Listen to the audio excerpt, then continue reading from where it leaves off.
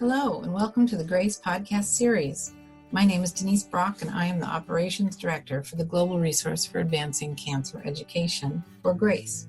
In this podcast series, we interview patients, advocates, and healthcare professionals to provide the most updated information for our community and to highlight important issues facing those dealing with a cancer diagnosis. We hope you find this information valuable. For questions or comments, please visit us at cancergrace.org.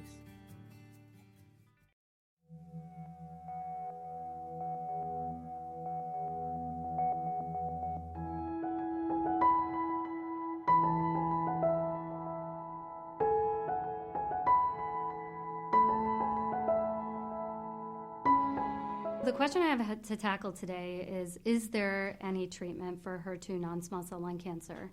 And I think the first important thing to do is define what we mean by HER2 non-small cell lung cancer.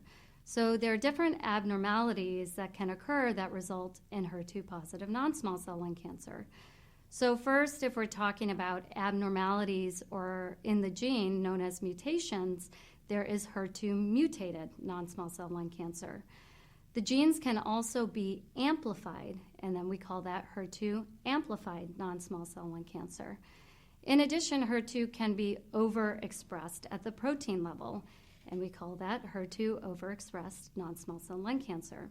So for the purpose of this little clip, I'm going to focus on HER2 mutated non-small cell lung cancer. And HER2 mutations are picked up by any next generation sequencing assay, whether we're testing that on actual tumor tissue or whether we're testing that on blood. So when we think about the prevalence of HER2 mutated non-small cell lung cancer, it occurs somewhere between 1 to 4% of patients. So this is a very important subgroup, and we want to ensure that we have therapies targeted for our patients. So there are essentially three classes of drugs that we can consider for HER2 mutated non-small cell lung cancer. None of these are approved, but I will say that using some drugs off-label have some modest activity, and there are also newer drugs that are coming with better responses. So let me first start by just naming the three classes of HER2 targeted therapies. The first is what we call pan-HER inhibitors, and these kinds of drugs are actually similar to what we may use for patients with EGFR mutated lung cancer because they happen to also target HER2. There are also newer generation, more selective HER2 inhibitors that are being studied in clinical trials. And our final class is going to be monoclonal antibodies, which are big proteins that can target HER2, either in combination with chemotherapy or the antibody itself is designed to have chemotherapy attached to it. So let's just go through some of the activity of these different classes of drugs and what we've seen in terms of responses. So if we start first with pan-HER inhibitors, like afatinib or dacomitinib, and there's another drug called neratinib, the response rates have been relatively modest, somewhere between 15 to 20%.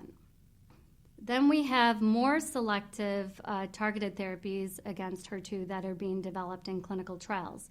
This includes drugs that are also being developed, interestingly, for EGFR exon 20 insertions.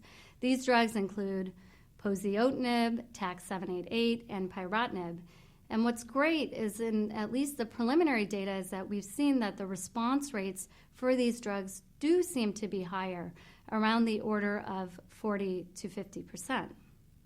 And finally, if we look at the class of monoclonal antibodies against HER2, there's a drug known as trastuzumab, which may be familiar to you because it's very commonly used in patients with HER2 breast cancer.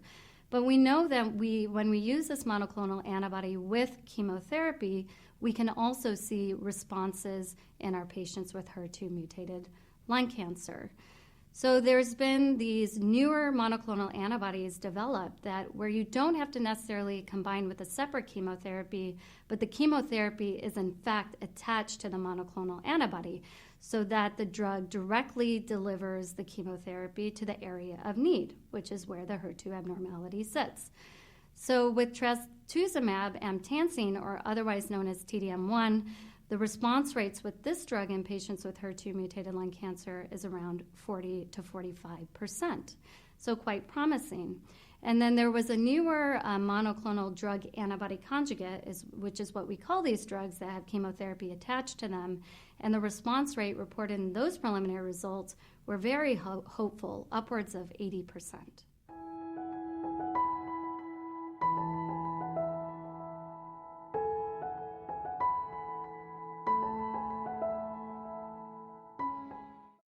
Thank you again for joining us. This podcast was made possible by the generosity of sponsorship from our friends at Lilly, Novartis, Takeda, AstraZeneca, and Exelixis. Please like and follow us on Facebook and Twitter. Send us feedback, share your story, donate and visit us for more information at cancergrace.org. Thank you for listening.